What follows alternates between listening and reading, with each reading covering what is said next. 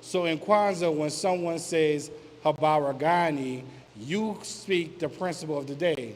So if I say Habaragani to history, history will say Umoja.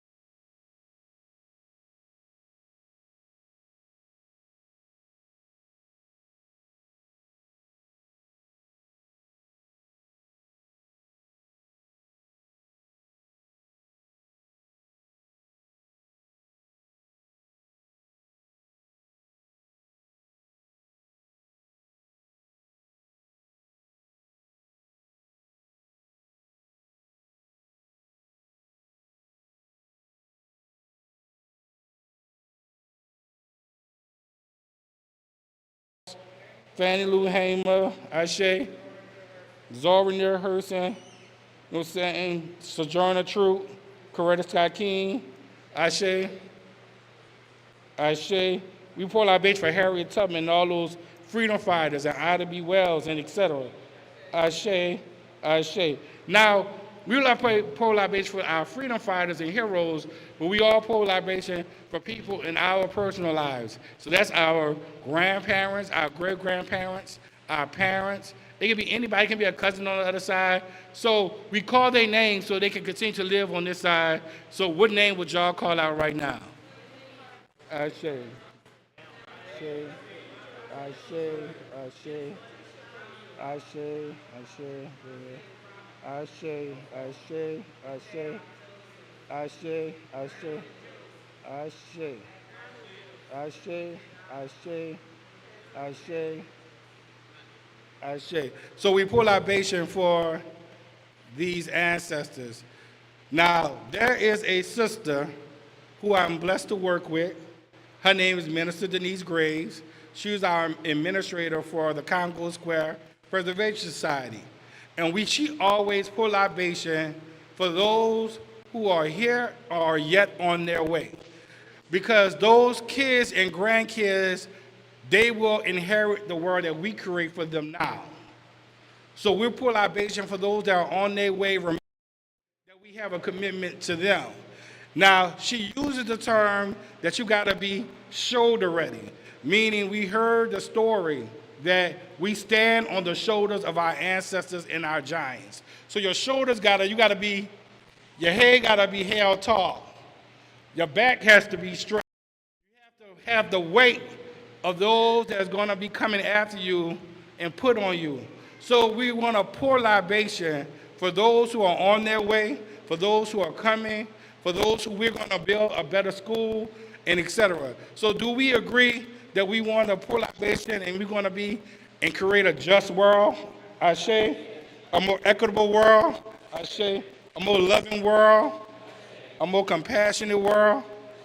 So we pull libation for those and we are committed to making a better world for them, and we say Ashe, Ashe, Ashe. Libation, thank you so much.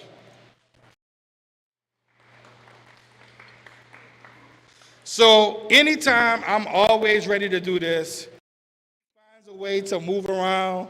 But Brandon, we wanted to always give thanks to Brandon B. Mike Odoms, who is the proprietor and owner of Studio B. So why don't y'all put your hands together and welcome to the mic, B. Mike, the main lead artist of Studio B. So B. Mike, come up. Y'all, come on, y'all, put your hands together for B. Mike, y'all. Oh, you got a mic. He got his own mic. What you want me to say? What you want me to do? You're welcome in the people. Oh, welcome everybody. I'm super grateful. We're grateful that you all are here. Studio B exists. Uh-oh.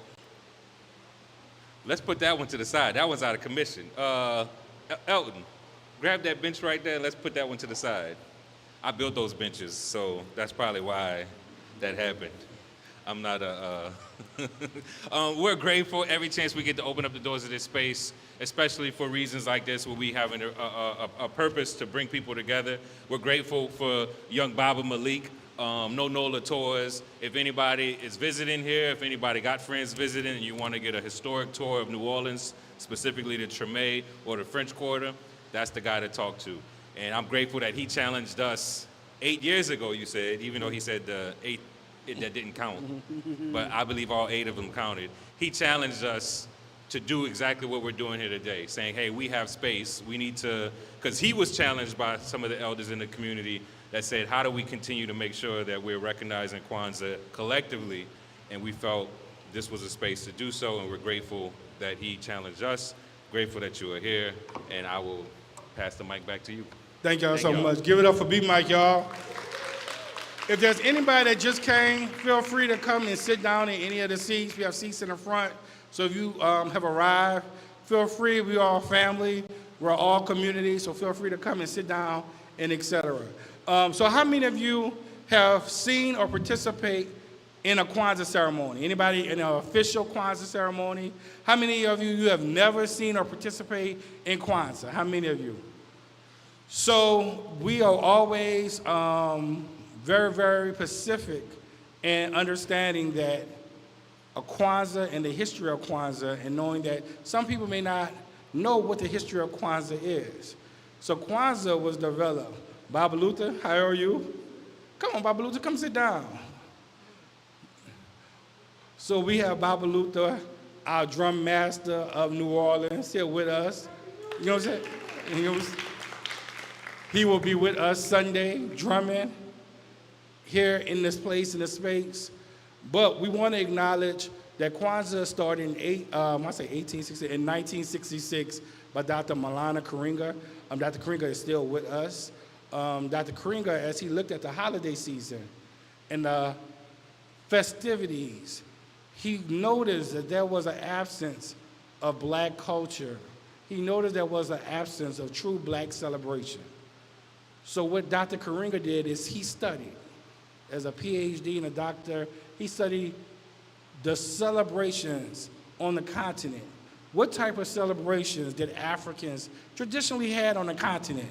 And he came up and he saw a concept that threads together, and that was the first fruit.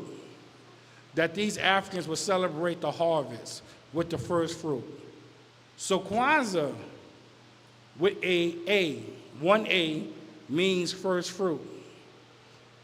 When he added another A, he was creating what we now know of as the African American celebration as Kwanzaa.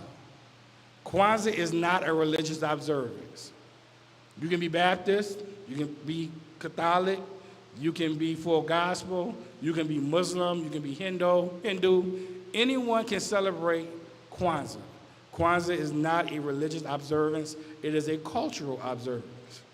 So we come together on December the 26th, the day after Christmas. Kwanzaa is also not a replacement for Christmas. So we come together and we lift up 7 principles. Those 7 principles are known as the Nguzo Samba, and we lift up those 7 principles from December the 26th to January the 1st. Also, in the history of our people, even in America, the holiday seasons has always been one of where we had different opportunities. Some people use the holiday seasons to rebel and to fight in America. Some people use the holiday season to go visit family. Some people use the holiday seasons to relax from their workload. So the holiday season has always been a part of our traditions here, even in this country. Kwanzaa can be celebrated by anybody throughout the diaspora. So meaning, if you are Caribbean and you black, you're African Caribbean. If you are black here in America, you can be not only an African American, but guess what? You can be an indigenous African American, because even those indigenous people that were here, they still stem from where? Africa. So you are indigenous African.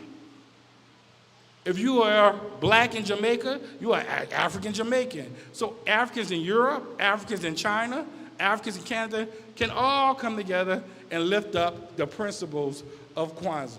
So we want to thank Dr. Karinga for that and his development for that. Like all holidays, Kwanzaa has its symbols. So when you're doing, and you can celebrate Kwanzaa with the symbols, and you can celebrate Kwanzaa without the symbols, but you do want to celebrate the principles. So the first symbol you want to celebrate is the mkeka. Way at the bottom, there is a straw mat. That straw mat represents our foundation. That we come from a people, we come from a history, that we have a foundation. On top of the straw mat, you have what B Mike has just recently got built for Studio B, but you have a kanara. A kanara is the candle holder. So this is the kanara. The kanara is our connection to the mat. The kanara is our parents' stall. The kanara is our ancestors. The kanara is our connection to our history and our traditions. So the kanara is connected to the foundation, and on top of the kanara is the 7 principles of Kwanzaa. So you have 7 principles of Kwanzaa. You have Umoja, which is unity. You have Kujichagulia. You have Ujima, Ujamaa, Nia, Kaumba, and Imani. Those 7 candles, the physical candles, are called the Mashuma Samba. However, the principles are called the Nguza Samba. So me and Shaddai, we be talking, he was like, we got to practice the Nguza Samba. What we're saying is we have to celebrate the principles of Kwanzaa. So in Kwanzaa, we're not just lifting up the principles every day. You're supposed to live these principles every day of your life throughout the year that you are celebrating Kwanzaa. Now you also have the Kika Chambe Umoja, and the Kika Chambe Umoja is the unity cup. The unity cup can be used for libations. The unity cup can be used to pass around for ceremonial drink, but we don't do that since COVID because you can't be sipping off of everybody, So this is the Kika Chambe Umoja. So every Kwanzaa setup has the Kika Chambe Umoja. Now you have the Mazao, and the Mazao are the crops. Remember, Kwanzaa is from the first fruits, the first harvest. So you have bananas, you have oranges, you have apples, y'all, I need y'all, some mangoes, okra, some black stuff, I got apples, but I don't think they got apples in Africa. Okay, well, I'm just saying, but you got all that, but you want to make sure that you put up all of your fruits and vegetables as it represents your harvest. We also got beans. We got black eyed peas and we got Camilla red beans because we from New Orleans. Our harvest, our stock. In New Orleans, we love our beans. So we have our red beans, and that is our mazao. Now, on every Kwanzaa altar, you have to have the mahindi or the corn. The mahindi or the corn. Now, what do the corn represent? The corn represents if you have 3 kids in your household, you have 3 corn. If you have 5 kids in your household, you have 5 corn. If you got 10 kids in your household, you will have 10 corns. If you have no kids in your household, you will have at least 1 corn. Why? Even without physical children, the community kids are our kids. We are all responsible for the children in the next generation. So that's why every Kwanzaa setup has a corn. Now, if you look at a corn has individual kernels. Even though the whole corn represents a child, your children has infinite possibilities to sow and become things. That's what the kernels represents. All of their purpose, all of their gifts, all of their future. So this is why the children are represented by corn. Now, lastly, you have the Zawadi. And the Zawadi are gifts. Kwanzaa is not a capitalistic or consumerism celebration. In the early years, they would make gifts for each other and then give it out on the last day. However, gift giving in Kwanzaa has been to empower people.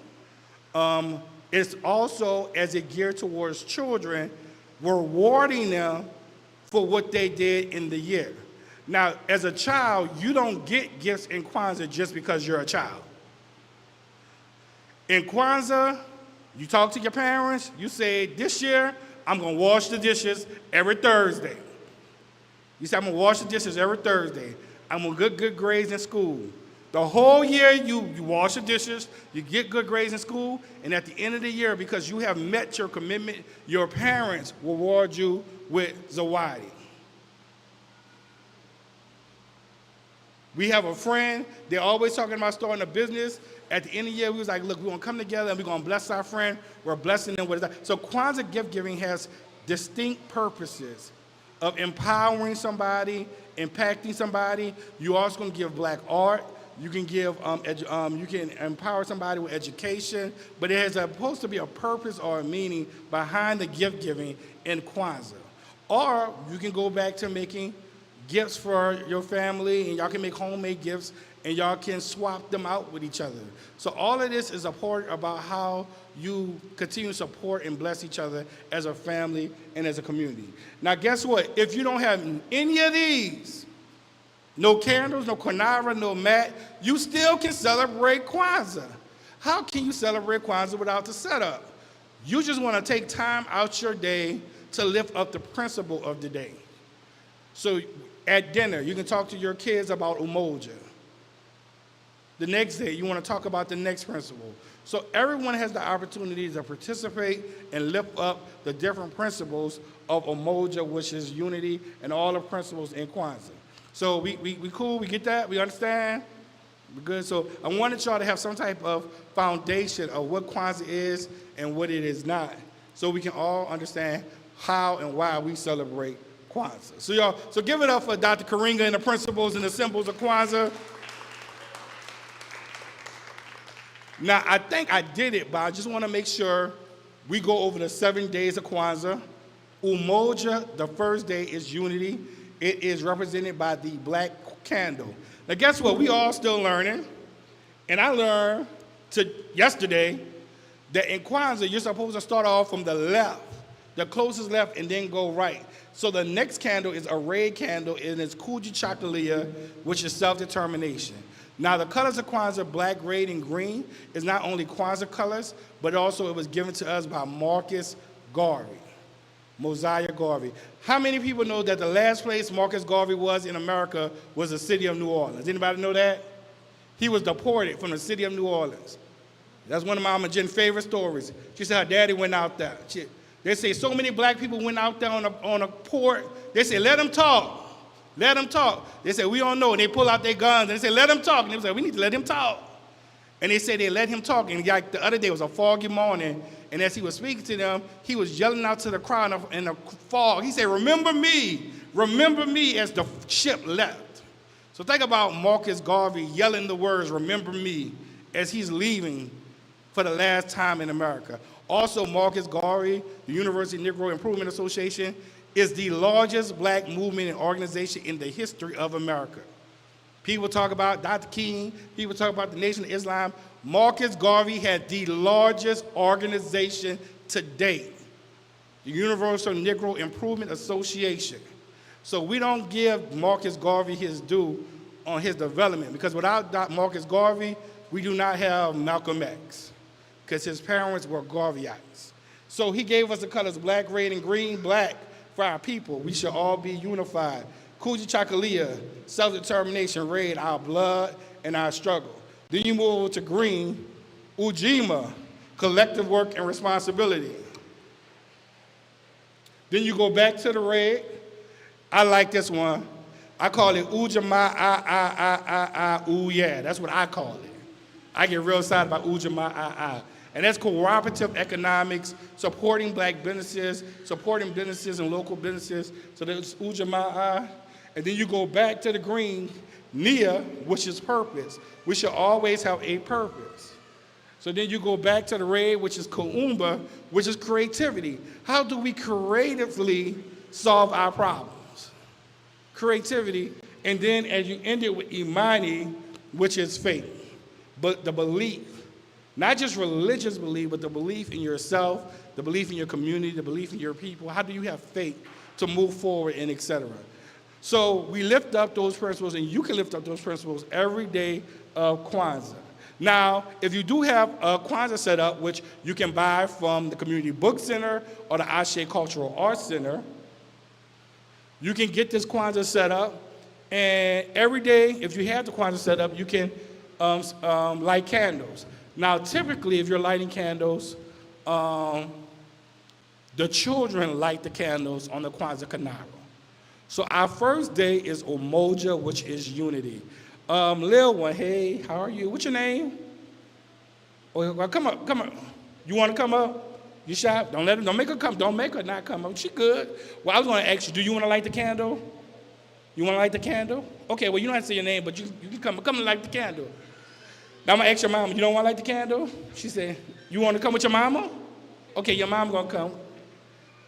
Hey, give it up for her. Now, what's your name? I'm Tyra. And what's your child name? This is Zoe. Hey, Zoe, how are you? You okay? Okay, now, Zoe, look at this. This is the Kwanzaa Kanara. And you and your mother is going to go and we're going to light the black candle. And the black candle is Umoja. Can you say Umoja? You want to say Umoja? No? Well, Umoja means unity. So unity. Like how you holding your mama right now?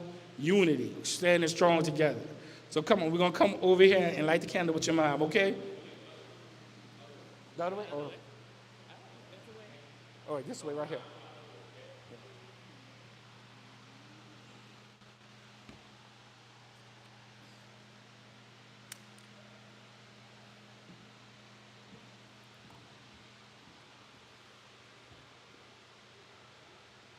I'm going to let you and your daughter.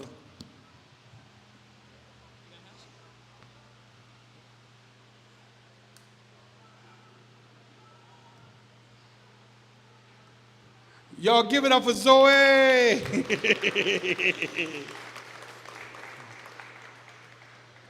So we have lighting the black candle, Umoja, which is unity. Now guess what? I'm here talking to y'all, but we all have something that we can do to be more unified in 2026.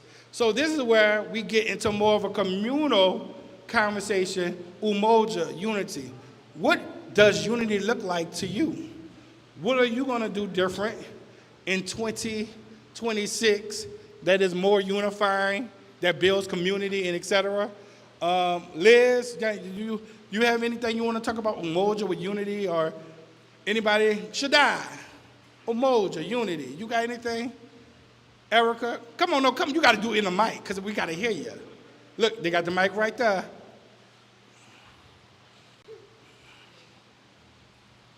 To go test it, 1, 2. It should be. Testing, 1, 2, testing. All right, since I'm being put on a spot, for me, unity or Umoja means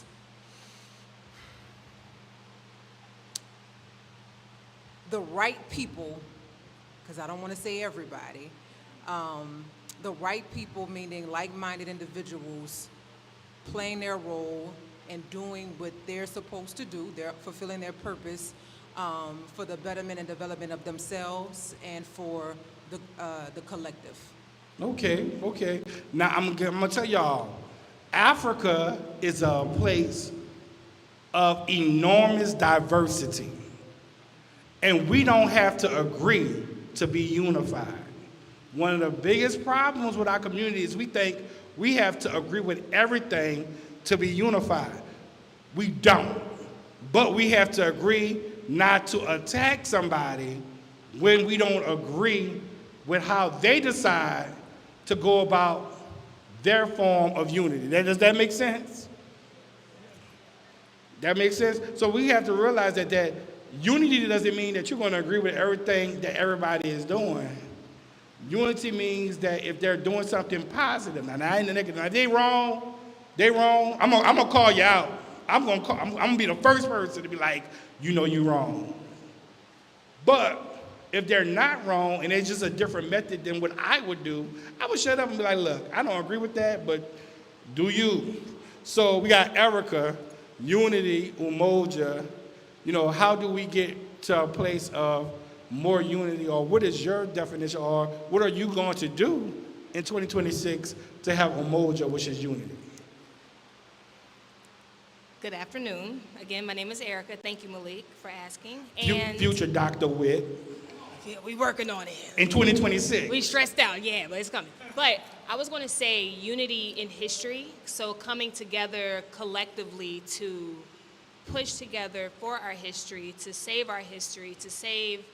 the purpose and the foundations that our history is still building upon. Even in this moment now, we are experiencing history together. I think that we are history together as well. So moving forward in the future, or even just beginning today, making sure that we are coming at a unified front to protect what's ours, protecting our legacy,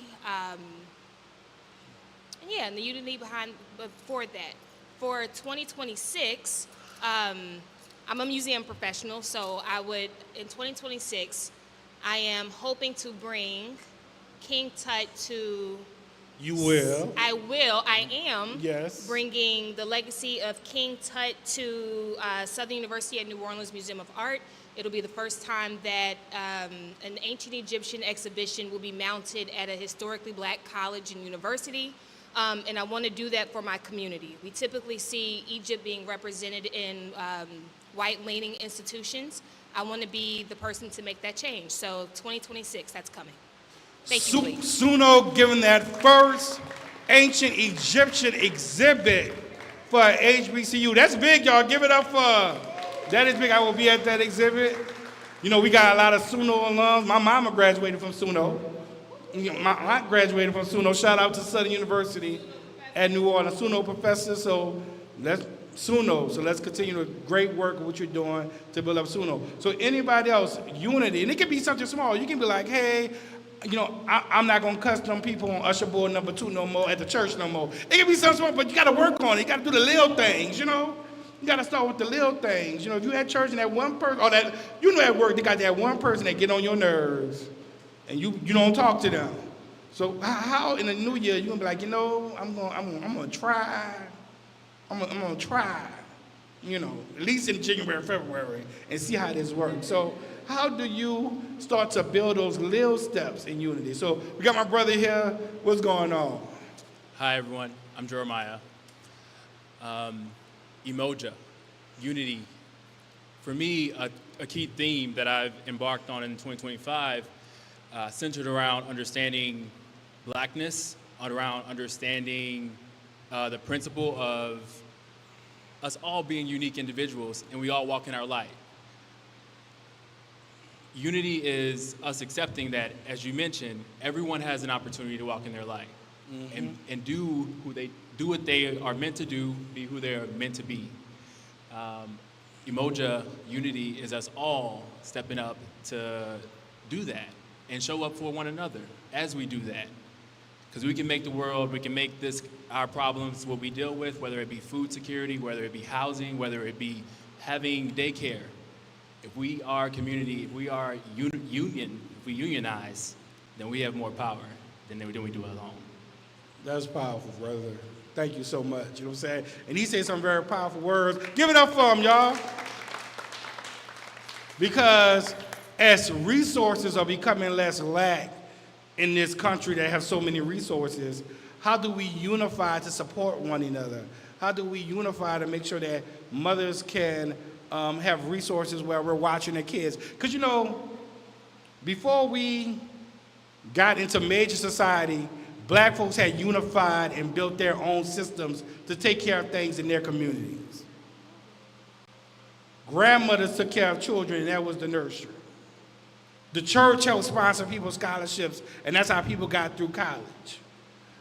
And guess what? As we see all these things going in the country, it's now a new time where we need to unify to build up structures of community to make sure that each and all of us, not just ourselves, but our kids, have the resources that they need.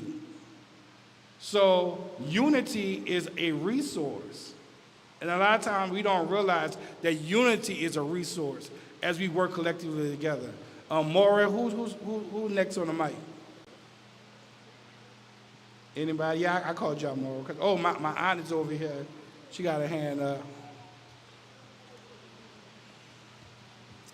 Good evening. My name is Irma, and I will continue to unify our family by reaching out. Most of my mother's siblings are deceased, and I am beginning to reach out to the cousins who we haven't heard from in years, because we used to get together when we were younger, and then it's been good to make those phone calls and just reminisce about how our parents raised us and pass that on to our children, not use that family unity so we can also unite in communities, because people like to see that. And I think we should continue to build the unity in our families and continue to pray for those who isolate themselves. You know, sometimes you just got to reach out just with a phone call. You don't have to do anything. And then that phone call will eventually lead to a visit, because now we're planning a family trip to visit the elder cousins, and just to keep that family unity going. Family unity, family unity. I'll give it up for family unity is so important, especially in this modern age. We got Facebook, all of this other stuff, but we are not as connected. Y'all know, back in the day, you would bring home a little friend, and the first thing the elder asks, like, who your peoples is? In a place like New Orleans, some of y'all dating y'all cousins, y'all don't even know it. Because the family ain't had a reunion in 25, 30 years. Real talk. So you need to know who your people are. And when I say know your people, know your grandmother and great-grandmother children and their children and their children to know who are your people. This is why African Americans have family reunions. Also because we come from a people who families were taken from them. And they understood the power of the unity of the family. I tell y'all, a lot of people don't realize this. There's 3 things black people did after they got free. There was 3 main things that they did, and a lot of people don't really realize what the 3 things they did. What are the 3 things you think black folks did when they got free? What was the first thing you think they did? Look for their people. What?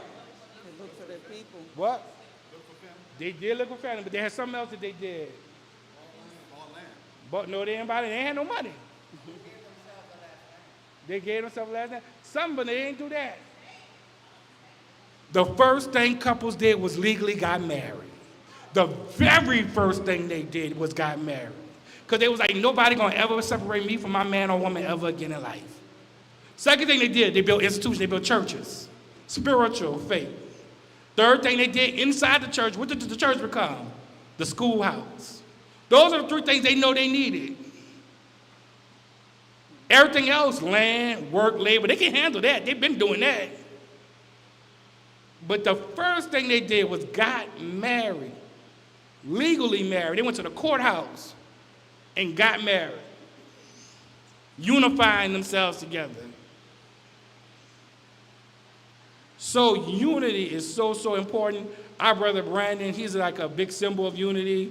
He's always bringing groups and collectives together. There's so many different, and even underneath this umbrella of Studio B, there's so many collectives. If you're in New Orleans, you're an adult artist. There's a collective called Local Artists. There's a youth component. You know what I'm saying? Imagine. So there's so many different sets of unity of us all coming together as artists. Brandon, you want to talk about it? Maura, anybody? Y'all want to mention anything about? Because a collective is about being in unity. Yes. Hey, how are you? You look good. You having a good holiday? I am, yes. All right. Representing.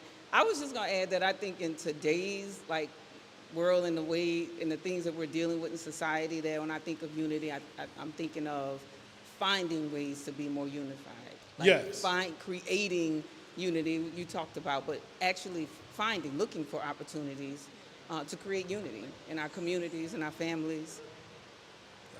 So finding those places for unity and finding those places. And creating them if you can find them. And creating them. It said, if there ain't a place for you, you make it. So that is a part of the Kwanzaa. Is there anybody else? Anybody else? Zoe, you acting brand new. I know you be all everywhere. Anybody else? So as we celebrate unity and what unity is and unity means, there has been a group of young people who've been working on something. I don't know if they're ready to say anything, but I'm going to let one of the Studio B representatives come up and talk about the project that they've been working on. So, y'all give it up for them as they come up.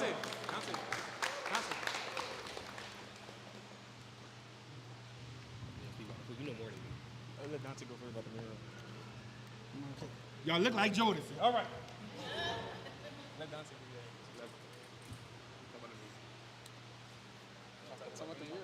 Oh, so we doing a project.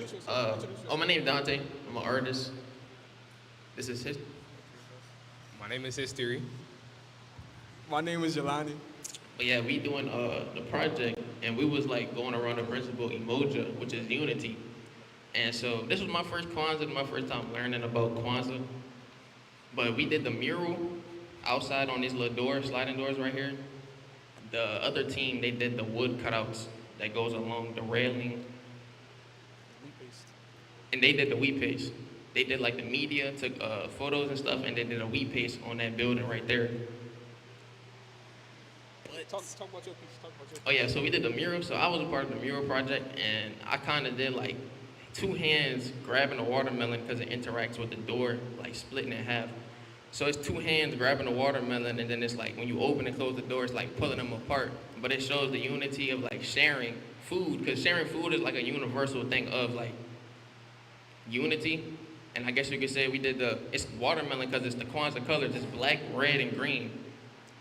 And then we just kind of integrated some New Orleans stuff into it, like catfish and some other things, which my partner Kaya, I don't know if she's here, but she helped add those elements to the piece.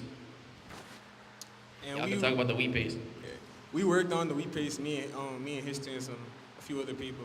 Basically, we had an original idea of the Last Supper, but we wanted to make it in a way so our people can see our people in high ways and holy ways and see us in sacred ways. So we did a photo shoot with black leaders and African leaders from different time periods, and we put them on a table filled with different things that they were important to them in their life, and we took the picture and we pasted it onto the wall outside to the right. Is there anything you want to talk about that?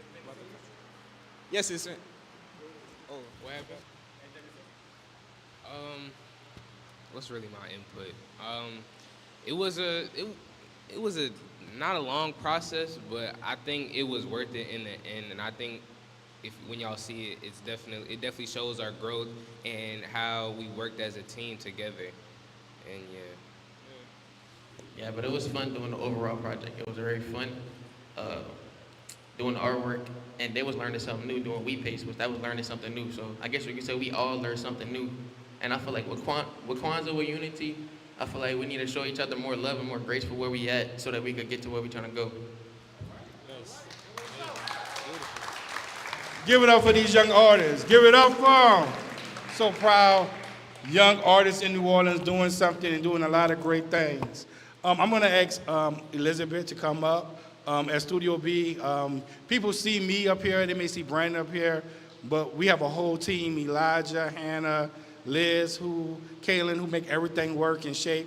But we have activities connected to Kwanzaa, and I'm going to want the rest of the team to come up and share with y'all some of the things that we're going to have. One of the things I'm going to share is that we're blessed during Kwanzaa that on Sundays, the drum circle that is normally in Congo Square always come to Studio B during Kwanzaa and drum in the space. If y'all have not heard the drums within the space, it's just this beautiful, massive sound, and they're led by Baba Luther Gray. Y'all give it up for Baba Luther, you know. So Sunday we will have the drum circle here, and that's my announcement. Okay. Yes, thank you, Malik. And actually, you guys may have on your chairs a full schedule. There's like a little flyer that we have printed out of some of the day-by-day events. But we're really excited because tomorrow and Sunday, we're going to have our annual Kwanzaa vendor market. So the whole space will be filled with a bunch of like artisans, creators, makers, all beautiful, innovative people who we would love to have y'all support, as well as coming for the daily candle lighting and the drumming circle on Sunday, as Malik mentioned. And then Monday, we have an entrepreneurship mixer that is going to be our activity to uplift the principle Umoja, cooperative economics. And I'm going to pass the mic to Hannah to talk about the New Year's Eve activities. Right here? Oh. Yes. So on New Year's Eve, we're actually having a toy drive from 11 all the way to 6 p.m. And so we highly recommend everyone bring their kids, bring like any students, any like youth you guys work with. We have a lot of toys and a lot of different like creative kits for like all ages. So please come and bring them. And then at night, it's time for the grown folks. um, from 6 p.m. to 8 p.m. We have a Dawn and Friends open mic, and so it's gonna be like a jam session. I think there's gonna be like light refreshments and stuff. But yeah, it's just like a time to like come and have fun. So. And then to close out Kwanzaa on January 1st, we hope that y'all are able to stick with us the next few days. But we'll welcome in the new year with our annual Kwanzaa grant presentation, where 7 artists and culture bearers of New Orleans will each be gifted an unrestricted grant through Eternal Seeds, our nonprofit. And they all are nominated by members of our community. So these are 7 creators and culture bearers who have been recognized for their hard work that they do. And we hope that y'all can come and celebrate us with them. Or celebrate them with us, I should say. But each of the activities are all open to the public the next 6 days now. You guys joined us for the first day, so the next 6 days of Kwanzaa. We know everyone's really busy and they have different schedules and things, so it always means a lot to us that you choose to spend your time here and celebrate such a special holiday. But we appreciate you guys. Thank you. All right, give it up for them. A lot of great things happening through Kwanzaa all throughout. Yeah, and Liz, do we still have any vendor space left for vendors? So if anybody know of any vendors or vendors for Saturday and Sunday, let us know about any vendor space. Now, the last thing we're going to do in Kwanzaa is we're going to do the 7 Harambes, meaning we're pulling together. You know, in black tradition, we don't do anything without a benediction. Nothing at all. And we want to pull together this principle of Umoja, which is unity. So we're all going to stand up. I'm going to ask my sister to come up here with her dad, to come up here with me. Come on up here, Baba Luther. About pulling together. He's still making music. Look at that. So what we're going to do is, come over a little bit. So with the 7 Harambes, we're going to pull our hands up to the sky, and we're going to pull down, and we're going to say the word Harambe. And we say the word Harambe 7 times. Now on the 7th time, you're going to hold Harambe, and you're going to scream it as loud and hold it as long as possible as we seal the principle of Umoja unity together as a community, all right? All right, so we're going to hold our hands up. Y'all ready? Who's going to be my official count person? I'm going to let my frat brother do that. All right, 1, 2, 3. Harambe, 1. Harambe, Harambe, Harambe, Harambe, Harambe, Harambe.